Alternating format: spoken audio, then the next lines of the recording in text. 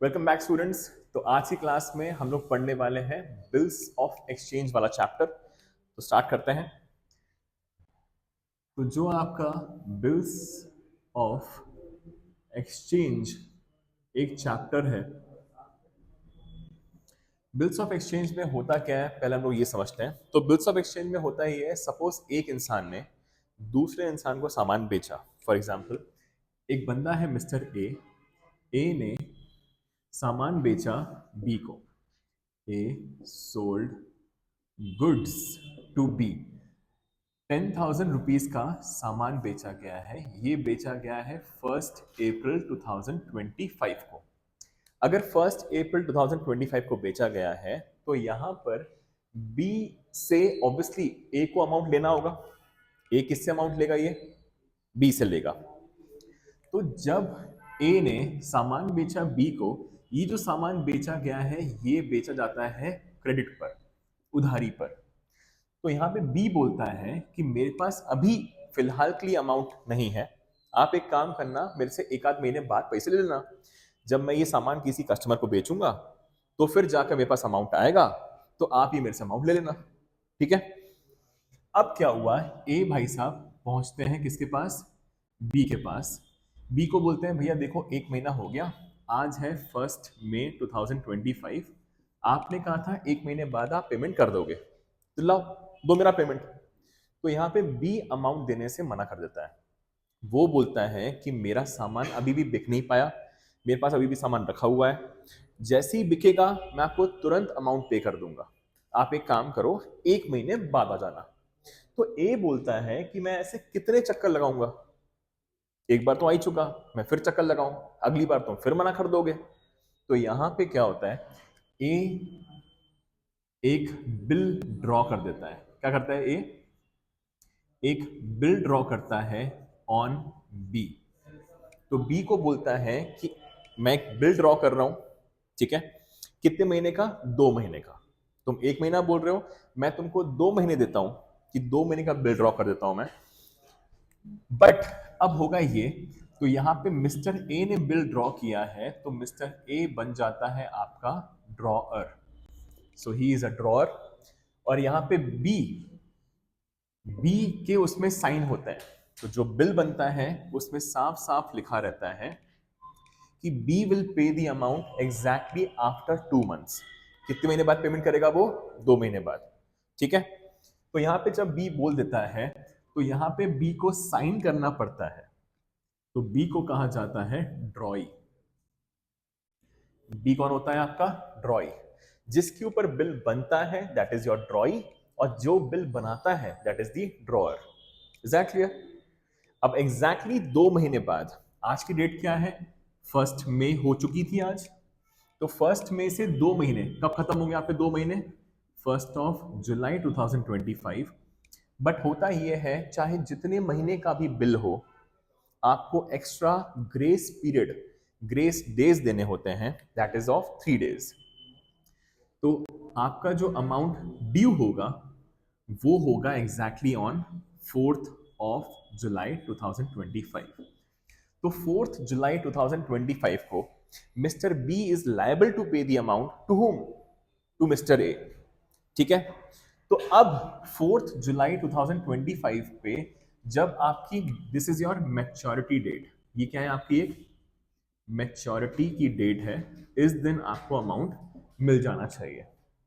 अब यहां पे ग्रेस डेज डिपेंड करता है situation to situation. As in, अगर मैच्योरिटी डेट, अगर मैच्योरिटी डेट 3 तरीकों से हो सकती है।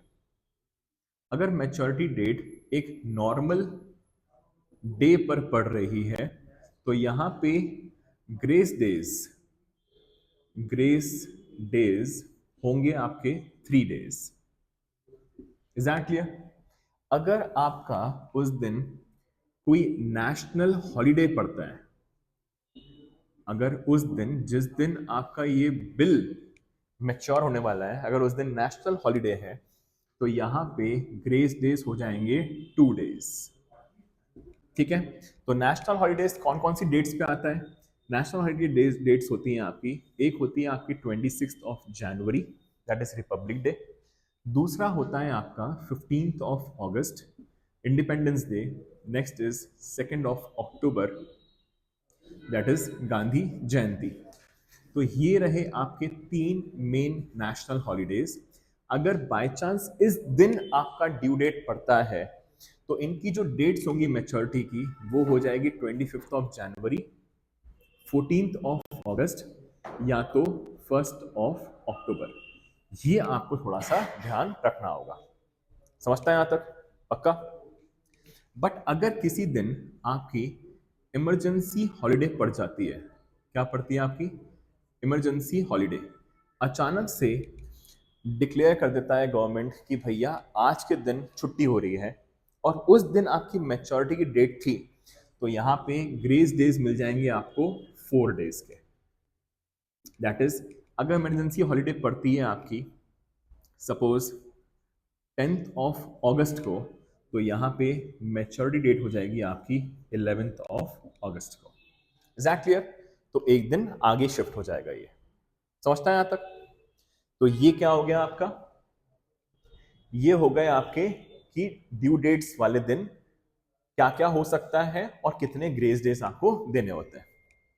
अब बात ये आती है, चलो ग्रेस डेज समझ लिया, मैच्योरिटी डेट भी समझ ली। अब यहां पे देयर आर 7 सिनेरियोस। मैच्योरिटी वाले दिन 7 चीजें हो सकती हैं। वो 7 चीजें क्या हो सकती हैं वो समझते हैं हम लोग अब।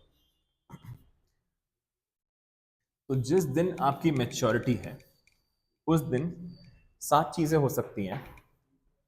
तो मैच्योरिटी डेट वाले दिन सबसे पहले होगा आपका honouring of the bill. Honouring of the bill कि आपका बिल नॉर्मली ऑनर हो जाएगा। दैट इज मिस्टर बी आपको ड्यू डेट पर अमाउंट पे कर देगा। ठीक है, that is known as honouring of the bill. दूसरा, या तो वो आपको अमाउंट पे ना करे, इसको बोलते हैं dishonouring of the bill. Next is the dishonouring of the bill. तीसरा तीसरा होता है आपका डिस्काउंटिंग ऑफ द बिल। तीसरा is discounting of the bill. ये सब क्या होता है ये सब कुछ हम लोग समझेंगे आगे आने वाले चैप्टर में। डिस्काउंटिंग। नेक्स्ट हो सकता है आपका रिबेट।